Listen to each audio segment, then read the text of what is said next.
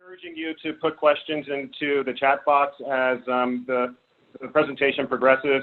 At the end, we do hope to have some time to turn everyone's mute off and to have additional questions. So if you can think of questions now, put them in the chat box so that you don't forget them by the end of the presentation, but we will have some time at the end for additional questions. So with that said, again, I want to welcome our partners from SCORE. They are here today to talk about the process for restarting businesses. Again, this is one of a series of these types of presentations we'll have over the next couple of weeks. This is a strategic guide to restarting your business while addressing the COVID-19 requirements and key considerations. This is presented by the award-winning SCORE, Lancaster, Lebanon, and our volunteer mentors giving the presentation today will be Kathy Bonser, Denise Fessler, Joanne Brayman, and Rich Bidgood. Oh, and Bob Smith. There will be Q&A again after the presentation. So with that, I will send it over to SCORE. Well, good morning, everyone, and thank you, Marshall, for allowing us this opportunity to reach out to so many small business owners in the community. We at SCORE are really happy to be here today and have leveraged our experience in working with small businesses to put together this guide to help you restart your business. So if we can switch to the next slide. So not knowing what state everybody is in, some of you are operating, some of you are semi-operating, some of you are not operating, but in any case are all impacted by COVID-19. So this is an opportunity to really think about how you're going to restart smartly so that in effect we turn lemons into lemonade. So now is the time to examine your business conditions. And it's really important to plan realistically. The COVID-19 situation really is impacting business and it will operate in a new normal. So we need to be realistic with regard to that. We encourage you all to follow a systematic business planning approach that covers all the aspects we're going to cover today because they all interact on each other and they'll help you get to a better plan. You will need to make some difficult business decisions and they'll be hard to make, but you'll need to make them for the health of the business and to move forward. So we're here to help you pivot from where you've been to operating in this new normal. And we encourage you to reach out to your SCORE mentor or to reach out to SCORE for a mentor. Next slide, please. So as we start to talk about the process, we can really think about it as a three-legged stool. A successful restart starts by integrating all of these components. So driven by the impact of COVID-19, safety and efficacy have provided regulations and guidelines for how businesses need to operate to protect employees, the business, and their customers. Those requirements need to be integrated into your business. Considering those, it will impact your marketing. It'll impact customers. It'll impact your messaging. It may impact the product and service that you're providing. Those implications will impact operations. Can you make the product? How are you going to make it safely? And then what does all of this mean to your financials for a healthy business going forward? So taking a multifunctional approach to how you plan and restart your business will put you in the best stead for success going forward. And we encourage you to iterate and integrate these functions. So you need to go back and forth until you get yourself to the healthy state, and you may need to continue to iterate as things change and you go forward. Next slide, please. So to help you think through this process, we've kind of laid it out in a flow. So you have a business that you were running prior to COVID-19. And so we encourage you to look at where the business was. Look at its financials, but be cognizant of market trends. Things are changing. Client preferences are changing, or your customer preferences are changing. How they want to engage with you is changing. So understand consumer trends or consumer behaviors. You also need to understand that the world is going virtual. So it's important that you have a virtual presence and figure out how you're going to adapt to that situation. So market trends like those are ones to be really cognizant of as you think about how you plan to restart your business. You may find new customers that you didn't have before because you've adapted to the situation in a way that's attractive to them. So be cognizant of that. As Marshall mentioned earlier at the start, there's a lot of regulations and guidelines for reopening and operating your business that are coming down, and resources through the chamber, the city, online are providing you direction on that, and it's important to reach out and understand them and then apply them to your business. And by all means, don't hesitate to go back and review your company purpose. You want to stay true to your course of who you are and what you're all about. So it's important to be grounded in that. You may need to adapt it, but be cognizant of what it is. So today, we're going to go through these aspects of business planning. Marketing focused are highlighted in green, and operations focused are in blue. And as you review each aspect of your business, whether it's the customer or your competitors or your supply chain and employees, they will have an impact on your financial model. Probably the biggest driver impacting your financials will be the demand forecast. And so it'll be important that you go back and forth between what the marketing aspect of your business believes you will have in terms of customer demand and how you're going to fulfill that demand so that you get to the right income structure and operating costs that give you the healthy business that you need. At the end of going through this process, you will have a revised business plan. You're going to operate slightly differently or maybe differently, and you will have revised financials. So no matter what state of the business you're in, if you're open today and need to adapt to address these conditions, or if you're going to reopen, this process flow and these questions will help you think through your process to get to the best state moving forward. So at that point, I'll ask to turn the slide, and I'm going to turn it over to Denise. Thanks, Kathy. Mm-hmm. Focusing specifically on part of the stool of safety and safety and guidelines in particular. And they present us with some basic common sense approaches because of the fact that we are dealing with a coronavirus that is similar to the common cold. So basic measures like washing your hands, keeping a distance from others, and wearing a mask actually are basic measures that we are taking. But also presents some challenges because we still are learning a lot about the virus. One really important one that I've noted, I'm a nurse, so I kind of watch these things, is that I'm sure you saw people going into the hospital being on a ventilator and many of them dying as high as 70%. But as we've learned more about the virus, we found that it's a blood clotting problem that's associated with the virus, and now we reduced that to 30%. Still high, but major improvements based on what we're learning. So we're learning every day.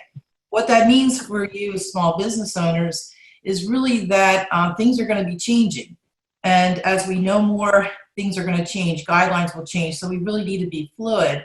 So what we've done is we've identified 5 key areas here on this slide that you really want to keep your finger on the pulse, so to speak, and make sure that you're up to date. One in particular is knowing about safety measures for businesses to reopen and also to clean and disinfect buildings. Both Pennsylvania State Department of Health and the CDC provide excellent guidelines, easy to read information that will provide you with the necessary support that you need in order to do the right things. All the hot links associated with what sources I'm going to mention on this slide are actually found on slide number 22. So you can go directly and hot link up to the business sections of these guidelines. Industry-specific guidelines for work practices is also really important to keep your finger on, so to speak. Your national associations, the restaurant associations, et cetera, they all are providing guidance for work practices. Also, the American Industrial Hygiene Association has a site that's excellent that has a number of guidelines for businesses. The big takeaway here, there are two, is that industry-specific guidelines for work practices will even change more rapidly than national guidelines, because as businesses start to institute these guidelines, they're going to be improved upon, there'll be changes, and they'll be shared. So you'll see a lot of changes there. And secondly, I think a big takeaway is that you don't necessarily just go to your industry-specific guidance for work practices. Look at what other industries are doing and learn from them. Third area is really for you to keep your handle on is a process to reopen Pennsylvania. So we know the red, yellow, and green phases, and we have a hot link specifically for that. We know that what's important here is that there are ramifications when you don't follow the state guidelines in opening. So there are actually orders. So it's important for you to understand the risks associated with, making sure that you're following the state guidelines and orders. Sources for PPE, hand sanitizer, thermometers, gloves, all those things are really important for you to be able to source as you're going to be working to reopen safely. Pennsylvania Department of Community and Economic Development has a list of many vendors in both Pennsylvania and other states that you can source. What I found when I went to the site is that there are definitely differences in pricing based on where they're sourcing their supplies. The other thing is that certain supplies have some pretty nice lead times to them because they're becoming more difficult to source. And prices have been variable, particularly for gloves. Thermometers have about a 15-day lead time, so you want to start to prepare now to be able to get the necessary sources of protective equipment that you'll need for reopening. What it is not on this list are sources for cleaning solutions and disinfectants. And we all know when we go to the grocery store that those shelves are pretty bare. So there are good sources out there for cleaning solutions and disinfectants. We have a SCORE mentor, Jim Brenner, who actually did some sourcing for us. And the links to those organizations are on page 22 as well. What I think is important here is that if you contact, like, say, Americhem, they have individuals that can help you to tailor what kind of sanitizing, cleaning solutions you need to use for your particular business. And also there are also education and there are also certifications that they provide that you can post in your business, which is also pretty nice. I have this picture up here. This is a nurse. We all look like nurses nowadays with our masks. Why she's here is because there's lots of innovation, lots of good ideas, and she had an idea that her patients who were pediatric patients really miss seeing her face. And don't we all kind of miss seeing everybody's face? So she had the idea of having that pin so that people can see her face and have a better relationship with her. Next slide, please.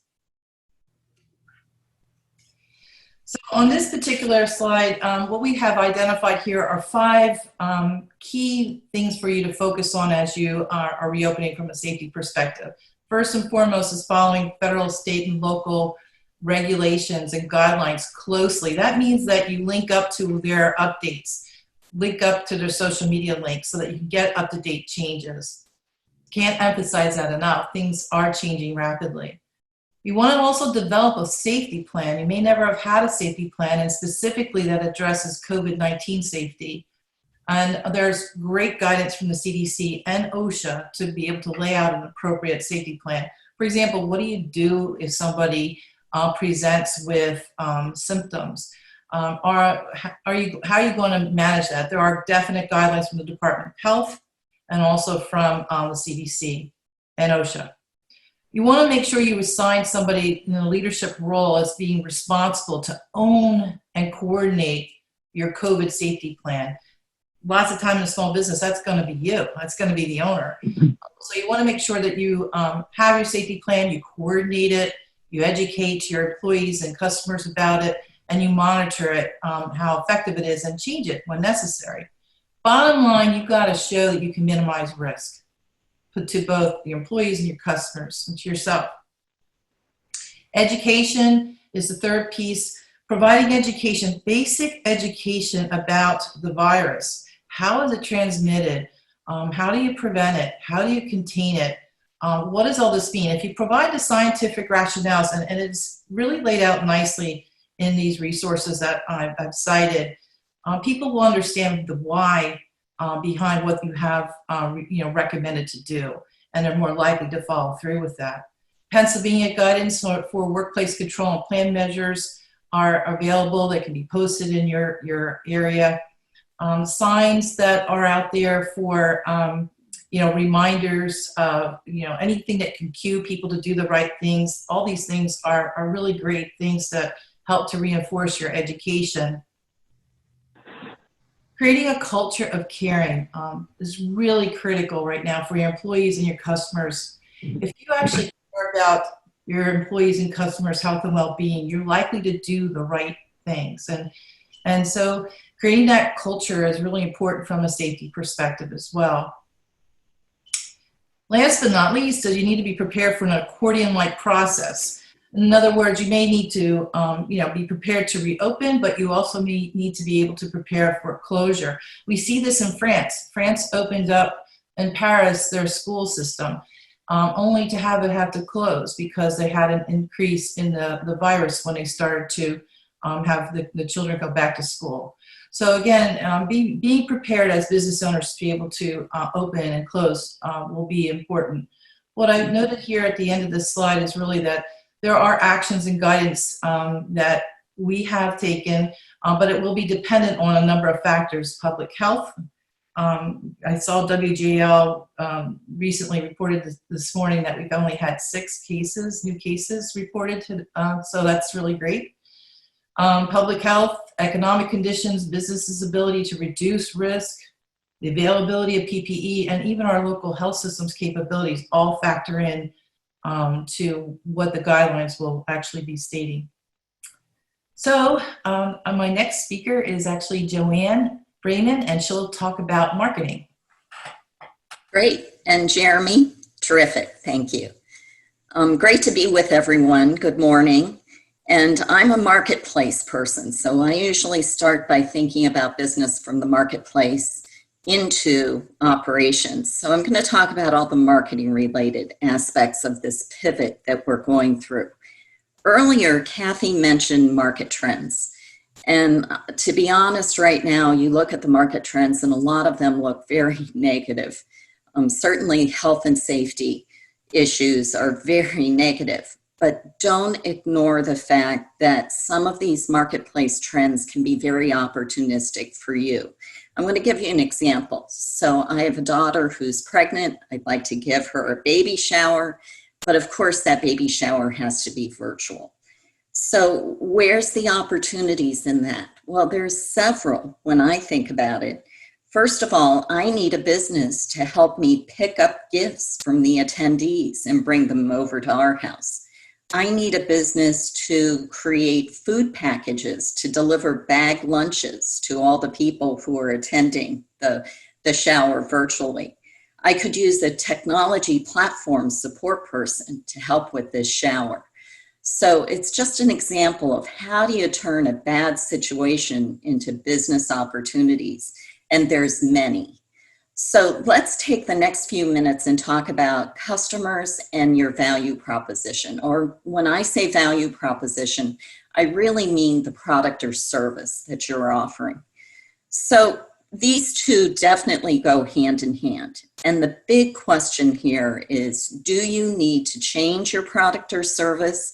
And as a result, will your target market change? Or think about that in reverse as well. Do you need to change your target market because perhaps you have a very vulnerable target market? You know your target market will be reduced in size.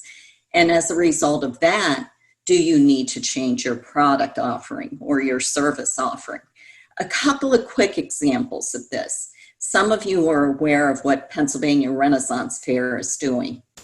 Obviously, they couldn't operate the way they've been operating with a big festival in the future, but what they did look at were their assets. And right now, they have huge empty parking lots, and they're in the entertainment business. So Pennsylvania Ren Fair is turning their operations into a drive-in movie theater. So a perfect way to marry them up. But the thing that's changed about that is that their new target audience for the drive-in movies will be different from their old target audience. So they have to get savvy about how will they reach out to that new target audience. Another example, maybe you're familiar with the Art and Sip or the Art and Wine event locations. Well, we have a business owner who's in that business who has decided to create art kits and sell them to nursing homes. So here we have a lot of nursing home residents who are stuck in the nursing home. And she was creative enough to put together a package of products that could be sold to nursing homes. So again, sort of lemons to lemonade in this case. And this person has to deal with selling a new product to a new target audience. But a brilliant idea. There's a team building event company that I'm aware of that's changing into a virtual team building company to work with businesses, all the way to the point that they're offering virtual campfires and they deliver in advance s'mores to people's homes.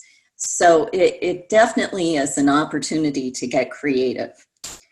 But the reality is nearly everyone will find the size of your target market reduced in some way. Definitely due either to regulations or the fact that there's fear in the marketplace to come back out. The latest research I saw said that 1/3 of people are scared to go into a shopping mall or a department store. I hope that number goes down, but for the time being, it could be that 1/3 of your target market will be reduced at this point in time. So how could you potentially sell more to your existing customers, the ones that aren't scared, the ones that will come to your location?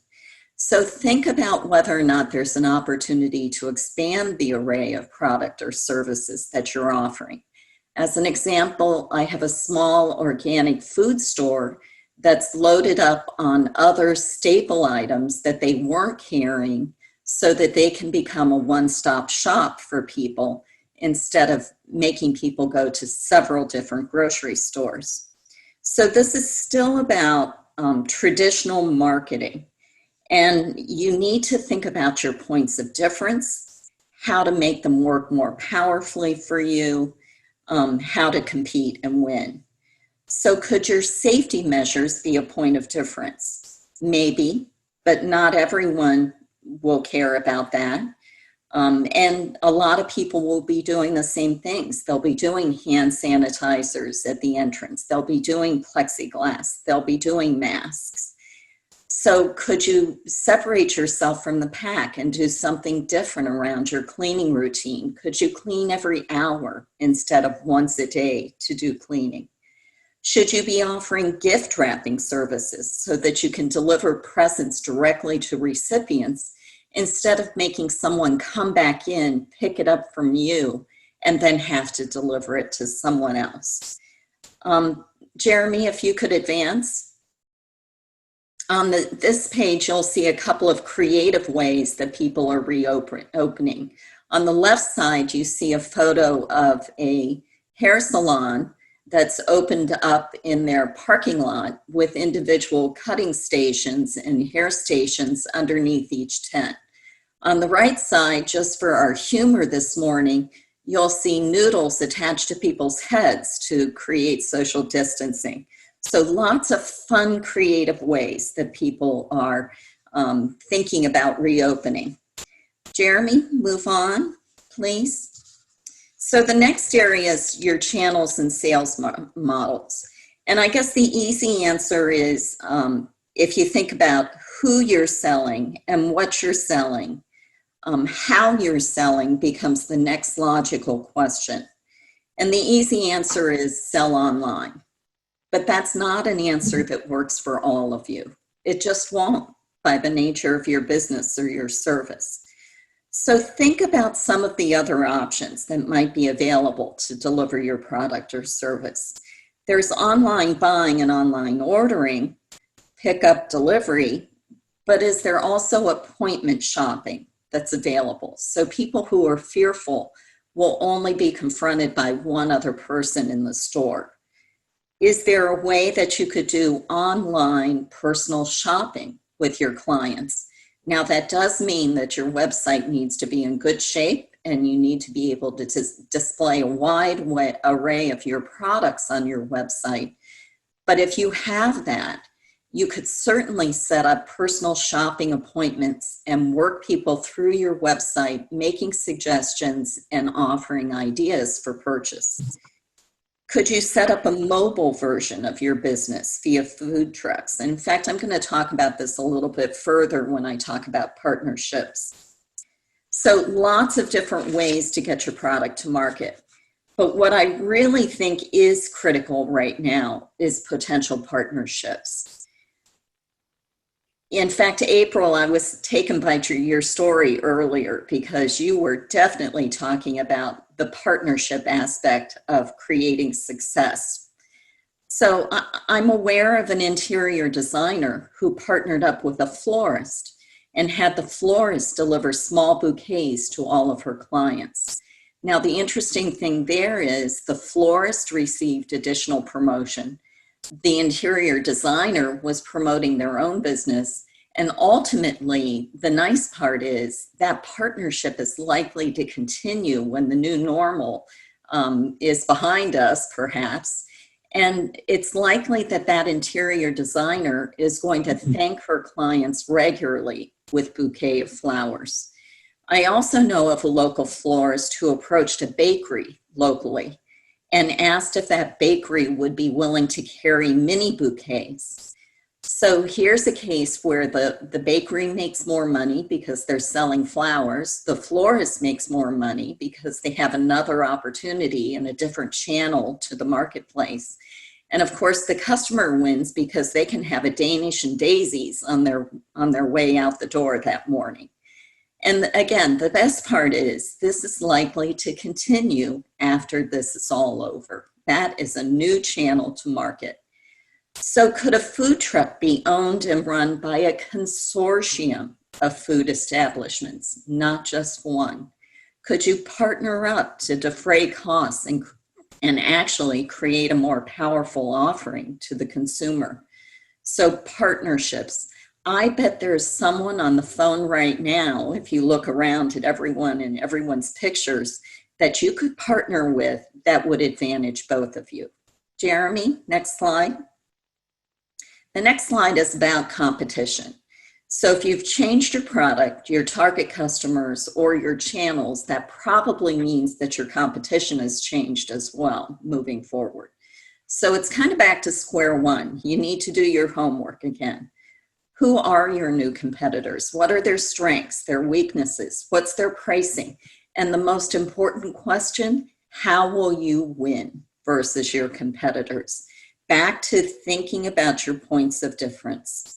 Should you offer a 90-day return policy instead of a shorter one? If you're finding your competitors' attention to detail around cleanliness is lacking, beef up yours. You definitely need to revisit pricing as well. We also know that down the road, there's going to be an opportunity to potentially partner with competitors, particularly competitors who've decided to close their doors. So if you would be willing to work with that competitor, perhaps they would sell you their list of customers to contact, a mailing list, an email list. Would they be willing to send out a letter of introduction asking that they send their business to you instead as they close their door?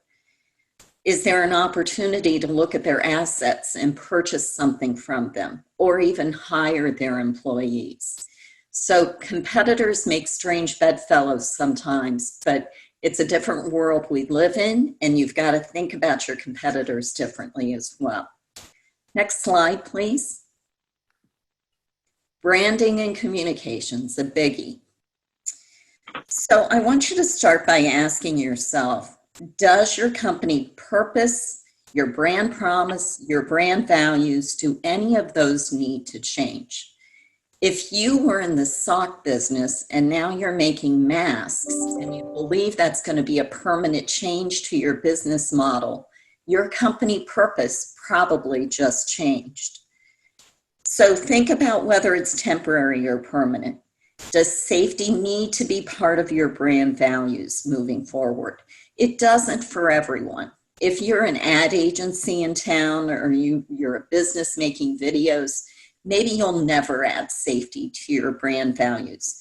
But certainly if you run a restaurant, you may want to add safety as one of your brand values. And then think about ways that you can reinforce that branding that you have and your brand values. Think about your receipts. It's something as easy as that. Everyone gets handed a receipt. What do you say on that receipt other than here's what you spent? Is there a way to reinforce your brand values right now? So part of brand values or branding is also your brand identity elements. Those are the tangible elements of your brand. What does it look like? What are your logos? Many of you want your employees to wear branded clothing. And of course, what's the newest brand element? Masks, of course.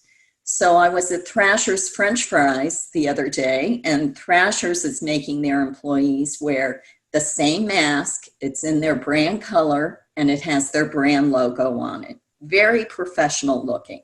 Instead of everyone in your salon or everyone in your restaurant walking in with their own version of their own mask. So branding does count. It gives confidence to your customers, and it's part of who you are. It's part of the fabric of your company. Think about the brand experience, the new brand experience for your customers. Do they clearly know if you're open or not? Do they understand how to transact with you these days? If you're doing takeout, how do they know how to order their takeout? Do they call? Do they do it online? If they call, are they getting that phone answered in 6 rings or less? And are they going on hold? Is there a voicemail system? If there's a voicemail message, what's that voicemail message saying? So all of this is part of the brand experience, and you need to make sure that that brand experience is a good one. So communications is crucial. It's really very simple though. You need to clearly, consistently, and loudly communicate with your potential customers. So what do I mean by this? This is not a time to be quiet, even if you're open.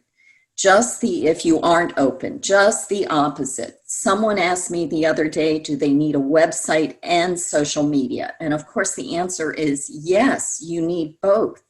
And you need to be clear and consistent across all your mediums, web, social media, email marketing. And if you have just a little bit of extra money, this is the time to spend it, to build and nurture your customer relationships. This is a time to send out a postcard with a real stamp on it, maybe with a promotional offer when you reopen. If you know a salon owner, maybe you want to suggest that they send out a root color touch-up kit to all their customers. It's a little bit of money, but believe me, she'll have a customer for life. This is also a time to invest in extra signage for your location. You know, we've all seen signs on the door, but have you seen the duct tape on the floor for social distancing? What if you did that a little differently? What if you did a little more creatively? What if the first sign on the floor, instead of a piece of duct tape, said, almost there? What if the next one, 6 foot forward, said, we can't wait to see what you bought today? What if the next one said, if you order again next week, you'll get 10% off? Be creative, enhance the brand experience. So if you can move forward, Jeremy, these are just 2 examples of door signs. The first one on the right was generated by the Department of Health, and the restaurant put it up. The one on the left is a local business who decided that they want the brand experience to start at the door that says we're closed, and they want it to be a good brand experience. So you choose, how do you want to communicate? And I'm going to turn it back over to Kathy to talk about operations.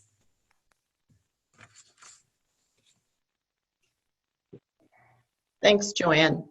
And thanks, Jeremy, for changing the slide. So as you hear when Joanne is talking about marketing and how things might change with your customer, the way you augment or deliver your product service, all of that has an impact on your supply chain planning. And this terminology doesn't just apply to a business that manufactures a product. It applies to a business that's delivering a service. So once you take the health guidelines that Denise described and apply them to your business, they will change the way that you deliver your service. So when you lay out your beauty salon, will you have the same number of chairs? Will you handle the same number of clients through them? Are you going to be able to sort of process 2 clients at the same time or not? If you're running a restaurant, what's that going to do to the number of tables that you have? Or if you're a bakery, how is that going to change the flow in how you make your product? So reviewing the demand forecast, and it's twofold when you think about it. It's your capacity to produce the product or service, and you're marrying that against the demand for your product. So it's really important that you go through that exercise because it will drive how your business will operate successfully and what it'll mean for you ultimately financially. Inventory assessment is really key. Many of you have probably built inventory while you've been in this stay-at-home order, waiting to figure out how to reopen. So assessing your inventory is really important. And in doing that, suppliers, it's really an opportunity to be proactive and work with your suppliers. They're in the same boats you are, so the better that you can communicate with your suppliers, the more likely they are to work and adapt with you. It's really important to qualify the sources of supply so that you're working with the best suppliers and those that, as I said, are willing to work with you. You may need to update supply agreements if you have them, and you may need to communicate with them what your demand situation is going to be as you restart, and you may need to update it for them regularly. The better you communicate with them, the more likely they are to be a solid supplier for you. So review those requirements and augment them as you adapt your service and product plans. Review lead times. Denise mentioned earlier that you are now going to need to buy sanitation and disinfection supplies and PPE supplies. Understanding the lead times on those and factoring them into your planning is really important. And as I mentioned at the beginning, the capacity or throughput are definitely going to be impacted. So factoring in how you do that. You might be able to be creative and think about buying components that you made before, or making some of the things that you bought. So being creative about your supply chain can also lend to your business. So these are all things that are important for you to consider as you prepare your business to reopen, or as you adapt your existing business to improve its profitability and effectiveness. Next slide, please. So we're in all different states of status with our employees. Some may be working, some may be furloughed. You are in different status there. And so it's thinking about how you plan for your employees is really important. And probably the number one thing you all need to think about, and I'm guessing you probably are already, but it's really important to have empathy. this is a real painful time for so many people, everyone in our society, and so we need to be empathetic about how we approach this. But when you're preparing to reopen, review your organization and the roles and responsibilities you have to produce your product or service, and identify the critical positions and how you're going to plan to bring employees back, how and when. Map out a restart scenario, and we might suggest you plan for the worst because it can always get better, and then be able to adapt your plan as you get better insights into how the business is doing and how it's going to operate.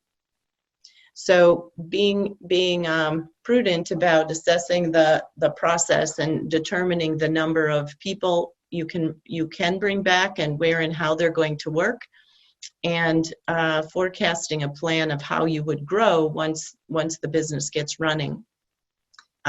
It's also important to prioritize people and make sure you have the right people in the right positions. So you need to be thinking about succession. You need to be thinking about cross-training so that you've got flexibility in your operations to move people around positions. So there's a lot to think about here when it comes to employee planning. Next slide, please. And the third area of operations that we felt it was important to talk about is back office planning. So accounts payable. You can really look hard at your accounts payable, and you can split it into categories. Work with some of your suppliers and people that you will owe money to determine how best to manage your cash flow as you're working with them. So there's a lot of opportunity within accounts payable. Is there any opportunity in working with your landlord to have some forgiveness or some tolerance? Maybe you want to switch and buy somewhere else because their terms are more accommodating to your business. So it's really important to look at these kinds of details for planning. And accounts receivable, also, anywhere you can minimize extending credit. So if you can work with cash or checks or automatic payments, any of that will minimize your accounts receivable and improve your cash flow. And I'm sure you all are feeling it right now, but cash is really king as we go through this. And it's important to think through things on how we can best manage cash as we go forward. Also, many of you, we believe, have received PPP loans or EIDL loans. You've applied for them, particularly in the case of PPP loans. It's really important to have good bookkeeping and accurate records where you track FTEs and business expenses. So you really have your arms around that. Can't underestimate the importance of bookkeeping. As you've also heard in a number of presentations, understanding the legal and insurance implications around your business. Review liability protection. Understand what you have and what it covers and what it means.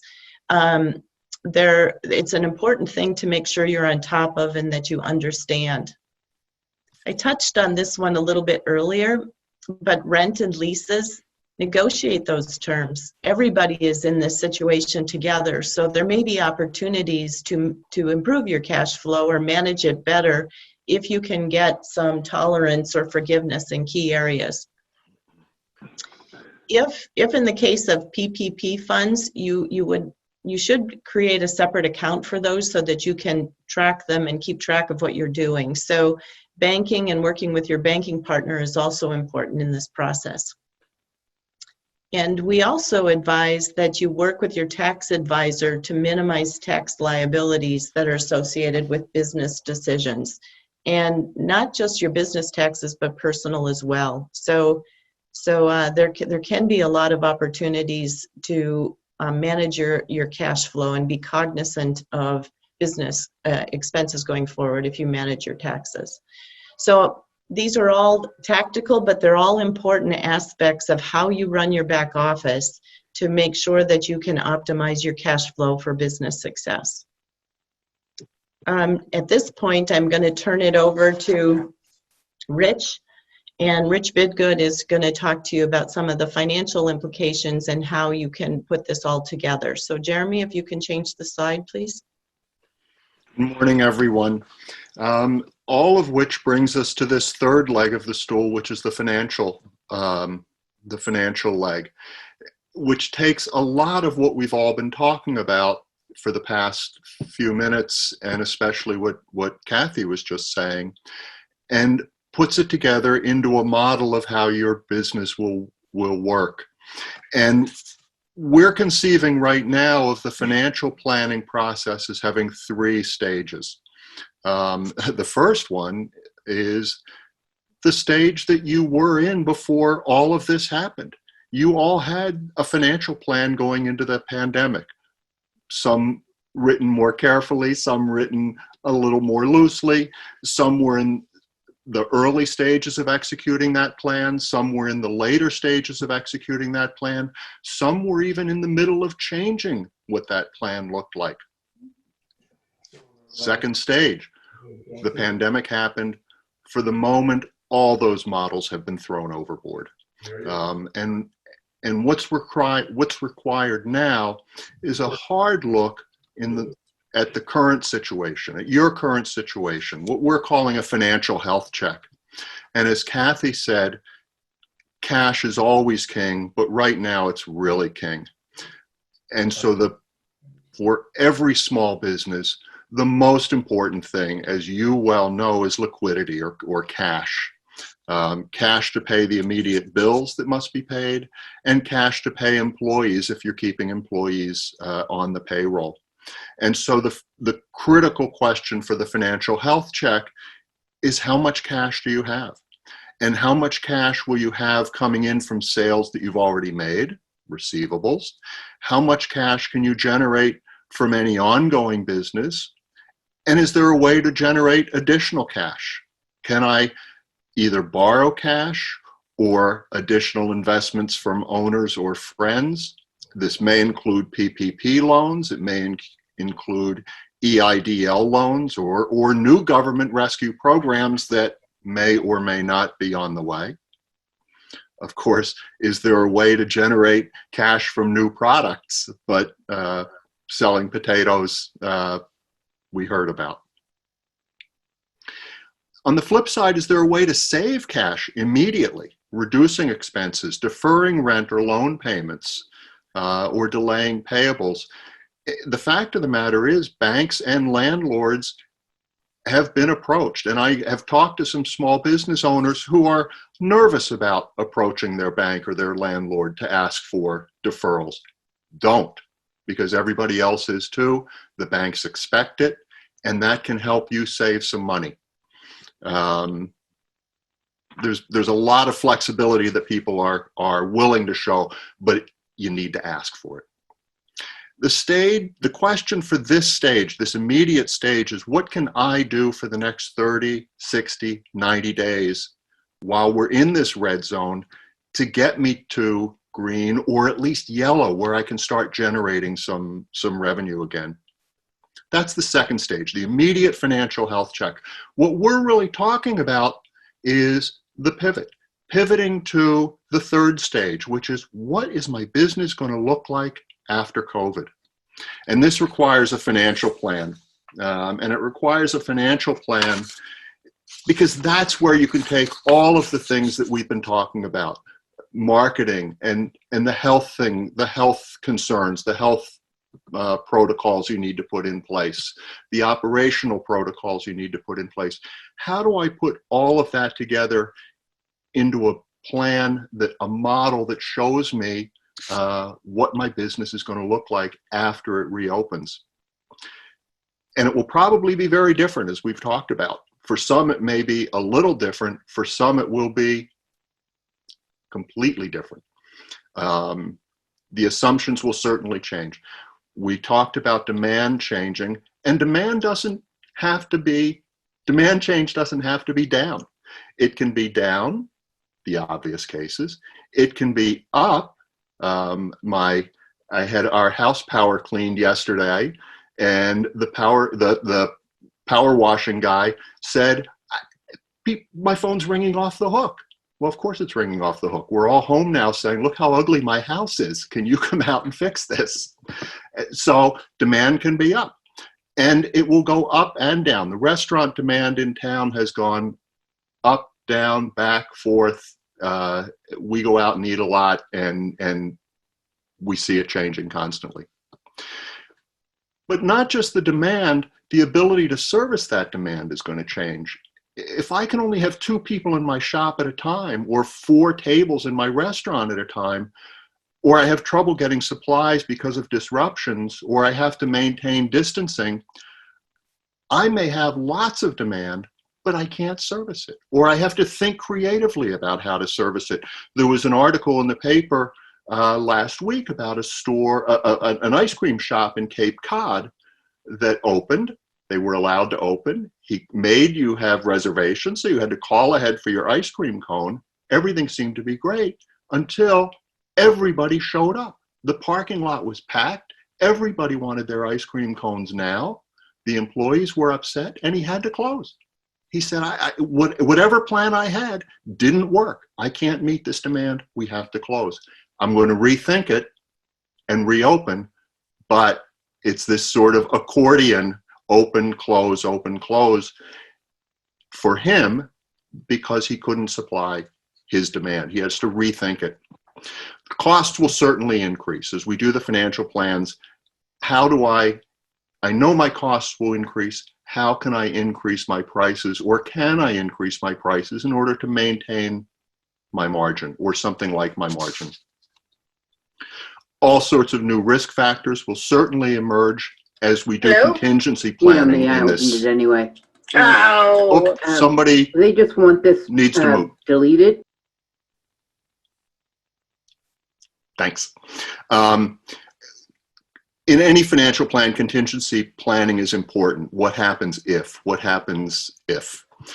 And one of the what happens if is this progression from green to yellow to red will not be constant. We will move back to yellow. We will, I hope we never move back to red, but we may move in various directions, and we have to prepare for that.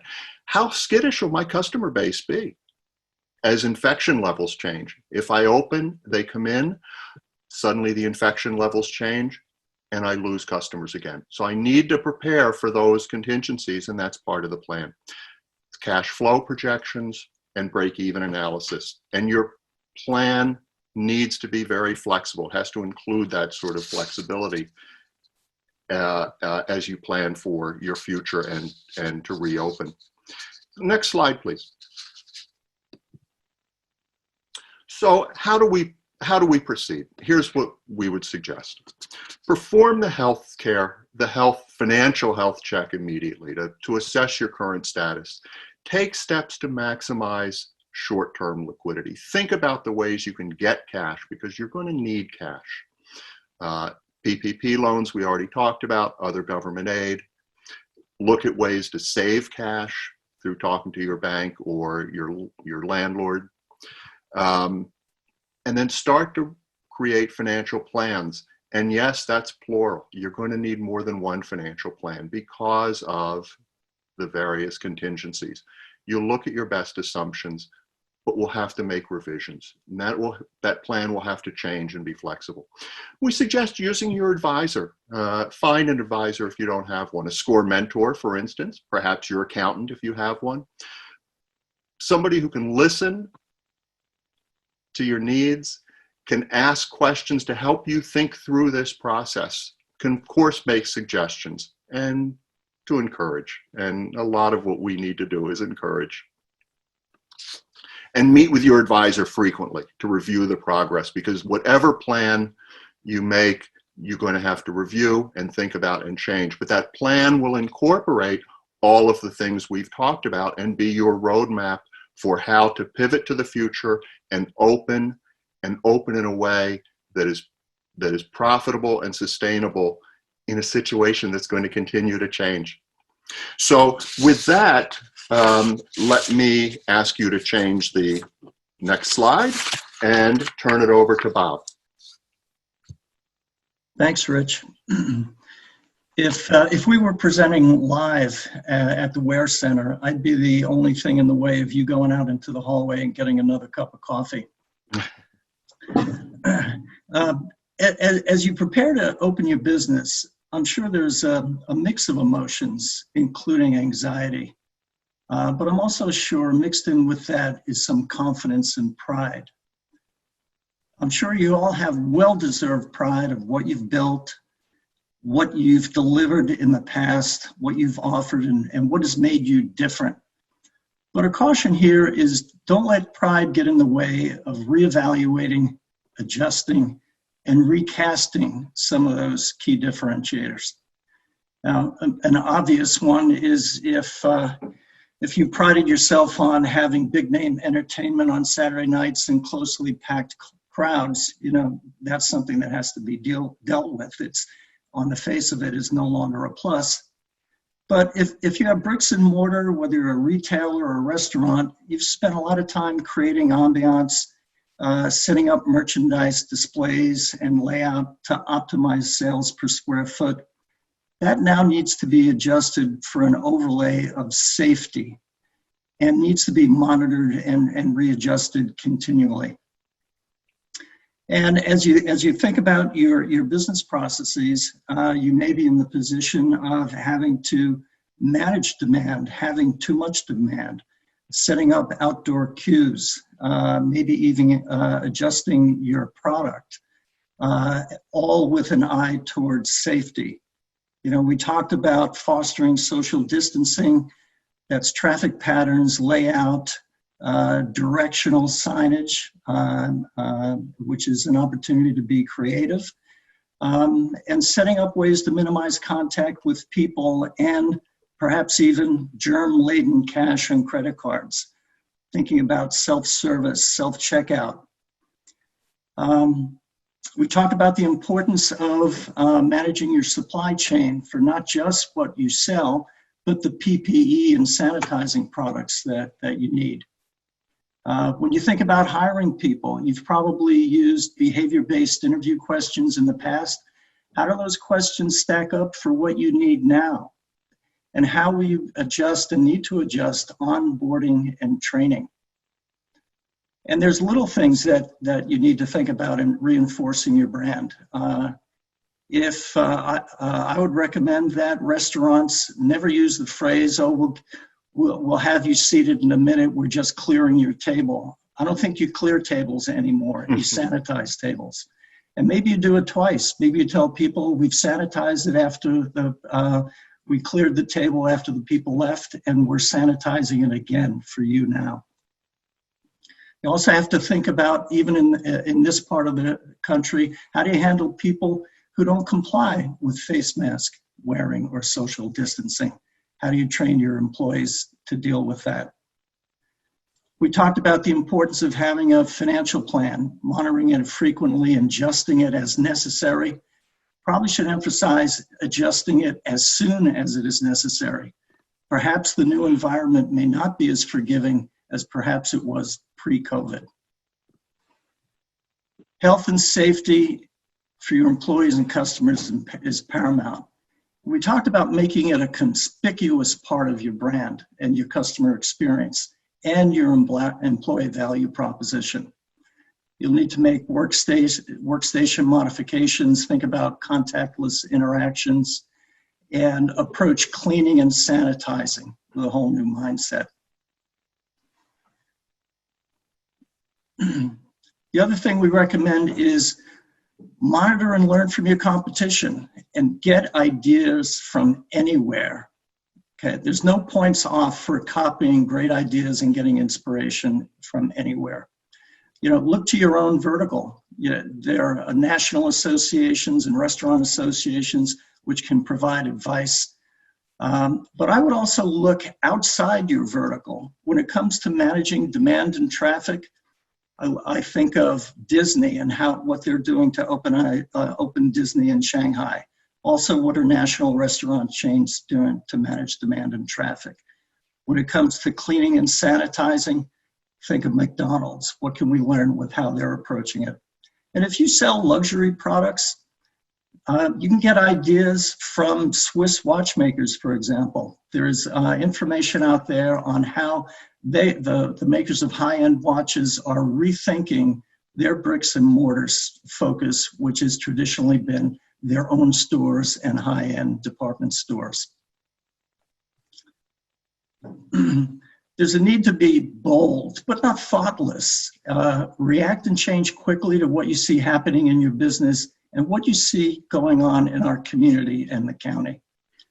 And you've probably encouraged ideas from your employees in the past, but let them know they have a vested interest. And in the past, where you may have been looking for ideas to do things better, cheaper, faster, now you want ideas on how to do things better, cheaper, faster, and safer.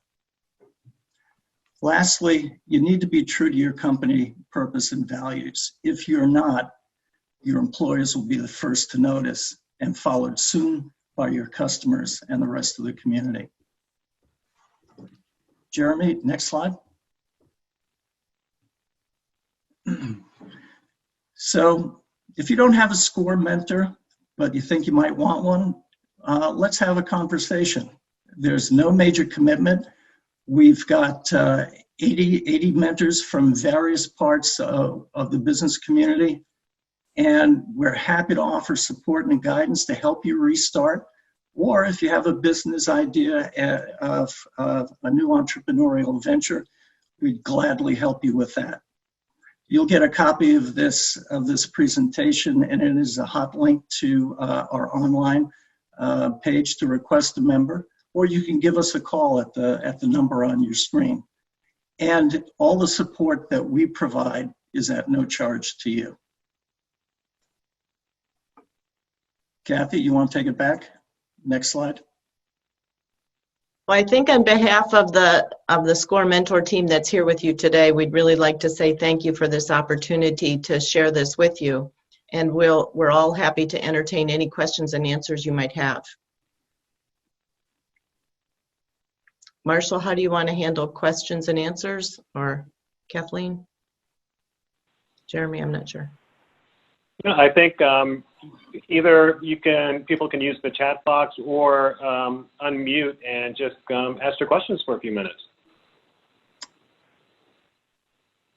Okay.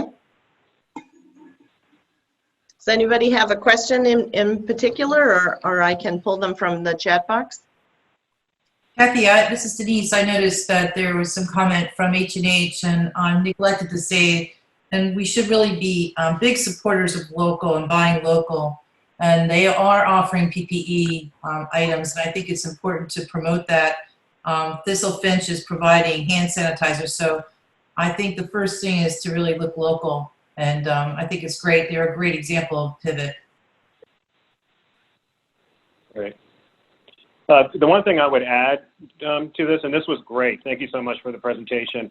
The first couple of slides where you talked about guidance and PPE, I know that is a daunting exercise for small businesses, but I did want to make you aware, or say again, that as part of the recovery plan that is spearheaded by the Chamber and EDC, they're looking specifically at small businesses, including retail, restaurants, and services.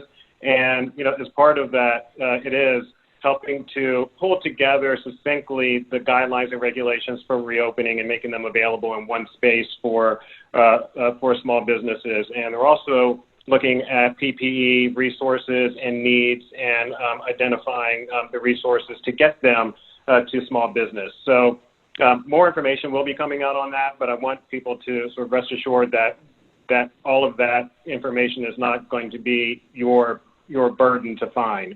We're working to find that information for you and make it as easy as possible for you to get that. So with that, any other questions? I have a question.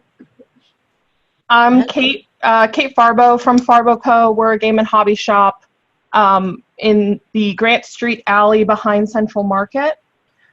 We had an idea for what moving to the yellow phase looks for us, and basically I'm just curious who I can get in contact with and who could assist me in acquiring permits to perhaps conduct almost like a pickup booth in front of our store, as opposed to having people come into our store, almost like kind of like what Square One is doing with their coffee pickup, but it would encroach a little bit into the Grant Street alley. So I'm just curious how to go about getting the. That's a great question and actually timely. I'm in a meeting this afternoon with representatives from the city and the parking authority to talk about just that. I mean, as we go to yellow, how can we be creative to ensure that our businesses can sort of move outside of their spaces, especially as you lose sort of sellable space or tables within your restaurant. So I will note that comment and we'll bring that up at this meeting this afternoon. So thank you for that. And also as we're thinking creatively about reopening, like if you do have ideas and comments, please feel free to send them to us at info@teamlank.org. We can't overpromise, obviously, but do know that Lancaster City Alliance, the DID, and the city are looking at ways that we can be creative during this, because especially now these summer months are going to be critical to survival for many of our businesses. So thanks for that. This is Rich. If I can pick up one question from the chat line, I'm imposing on you, Kathy, because you were the monitor. But Tracy asked a question that I think is both a good question and one that hits on every one of the topics we've talked about. Her question is, as we rework our budgets going forward, should our pricing include a surcharge for COVID, sort of, I guess, the way companies imposed a gas charge back when the days that we remember when gas was expensive? I've seen as much as a 5% surcharge being added for retail and restaurant business. And I did the finance part, so I will say from a finance answer, sure, if you can get away with it. But marketing, how would you get away with that? How would you present that? How would you put that forward? There's nothing illegal about it. But that's almost more of a marketing discussion than it is a financial discussion, as a customer, have to ask myself, how would I react to it? Would it be like the restaurants that say, please give us the same tip that you would give us if you came into our restaurant, even though you're just picking up? And if they present it correctly and I get what they're doing, I say, of course I'm going to. But it has to be presented correctly. So that's as much marketing as it is finance. Joanne, maybe you want to say something about that. Well, I also likened it to, some places, if you're using a credit card, which 99% of us are right now, the customer incurs the fee for the credit card. So I kind of likened it to that when I first saw it. But it's a presentation issue as much as a finance issue. Yep. One of the things about putting a surcharge on, similar to a fuel surcharge, as Rich mentioned, it's very rational from a buyer's standpoint, but it's also rational then if the price of fuel goes down, they expect that charge to go down or go away. So when you incorporate it as a kind of COVID-19 surcharge, once this is behind us, there will be an expectation that that charge go away. So that may mean thinking about how you want to apply it, whether it's just in your pricing or whether it's price plus a surcharge. Those are things you can think about as you're figuring out your pricing strategy going forward. And there's implications for whichever way you choose to go. Were there any other questions anyone had? Then what I would like to do, Jeremy, is if we could advance there, I'd like them to see the references that they will receive. So next slide, please. So in association with Denise's presentation on the safety and efficacy, for each one of these areas, we've provided the link to the information that you need. So the PA guidelines around safety for buildings and businesses, where to source different materials. All links here are here of the most important resources we think will be helpful to you. And there's one more slide, please, Jeremy. This slide provides linkages to the areas where you can provide guidance, OSHA guidance, CDC guidance, PA State, and so forth, so that you don't have to go searching for them. We've provided you the most poignant links to get the information that you need. Okay? So we hope that this presentation today has been helpful, has given you some thoughts and insight as you're either operating in this new normal or preparing to open and reoperate in this new normal. And by all means, please consider SCORE is here to help you, so don't hesitate to reach out and ask. Okay? Great. Again, thank you, SCORE. You've been great partners, and this was a fantastic presentation. And just to remind everyone that SCORE mentors are free, so please use this great resource that we have available to us. I know we've run a little over, but Kathleen, did you want to do a quick member intra-marketing committee report? Well, I will just say very quickly that we do have an excellent special presentation from Kim Whistler, the Senior Health Officer of the City of Lancaster, and Marisol Torres, the Housing and Economic Development Administrator. And then on June 10th, we have a Build It and They Will Return, creating a marketing strategy to reopen. And that's being presented by Craig Costa, the Vice President of Quantum Dynamics. And then I'm just going to echo what Marshall said. For the past 3 years, I've been working with SCORE as their social media manager and working on their marketing, with learning so much from Joanne Brayman and so much from all of these SCORE mentors. They are extraordinary. And I've learned how they've helped so many small businesses. And every one of you are facing challenges that are unprecedented. They're historic. And every one of you for reopening could benefit from having the guidance of these experts by your side. So if you don't have a SCORE mentor, look for the minutes to this meeting and you'll find a link to request a SCORE mentor. You will not regret it. It will be the best thing that you've ever done for your business. And thank you all for being here. Thank you. Thank you. Great. Thank you all. Take care. Thank you. Bye-bye. Thank you. Bye. Appreciate it. Have a Bye-bye. great day, everyone. You too, and come and buy potatoes on Sunday and Monday. We'll see you at the potato truck.